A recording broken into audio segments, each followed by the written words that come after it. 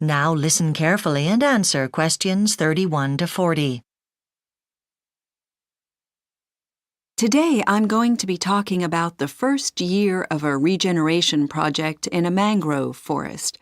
Mangrove forests are found along river estuaries and coastlines and are important because they prevent flooding by acting as a barrier between the land and sea. The mangrove trees have special roots which can breathe and allow them to survive in thick, airless mud. They are also a very important habitat for wading birds, fish, and other animals. In the area where the project is taking place, there have been a number of problems since the area was first settled over 100 years ago. Many of the mangrove trees were initially burnt as firewood by local farmers. The mangrove forests were also poisoned by settlers' farming methods because the farmers used fertilizer to increase crop yields, and this started to seep into the water, eventually killing part of the mangrove forest.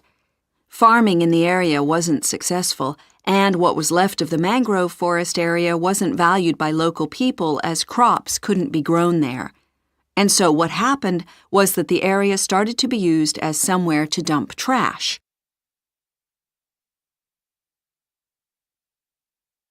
Action was urgently needed to protect the mangrove forest and prevent flooding, and so the Mangrove Regeneration Project was set up.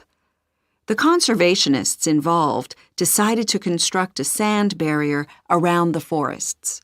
But unfortunately, this proved to be ineffective. The only way forward appeared to be to grow new mangroves from seed. Several species of mangrove inhabit the forests in this area of the United States, but it is the gray mangroves that we are concerned with here. The seed of this plant is about the size of an almond, and most seeds fall only when they are fully ripe. The Mangrove Regeneration Project first began 3 years ago. The first set of seedlings was planted in small pots and left to germinate in a hothouse. The plants thrived, and large roots appeared at the bottom of the pots. Ideally, these seedlings should have been conditioned with increasingly salty water before being planted in the sea. They had, in fact, only been watered with rainwater. As the plants weren't used to a saline environment, it was decided to plant them out on the south side of a small island nearby. It was hoped that this would allow them to get used to salt water gradually, since this part of the island was flooded every day at high tide. There were over 100 plants planted in this particular spot, and it was necessary to protect them not from the large number of wading birds which visit the area looking for food, but from the large rabbit colony living in the area. The process for the second set of seedlings was completely different.